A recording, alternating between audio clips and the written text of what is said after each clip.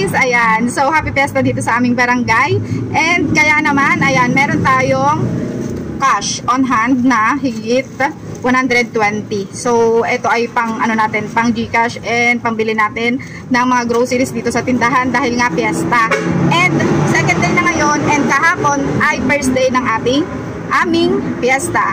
At kumita tayo, nakabenta tayo ng 10,850 sa ating tindahan. Sa sigarilyo naman ay 5,040. And sa GCash naman ay kumita tayo ng 1,140. Sa yelo naman ay naka 500 pesos tayo ng pagbibenta ng yelo. So, yun lang guys.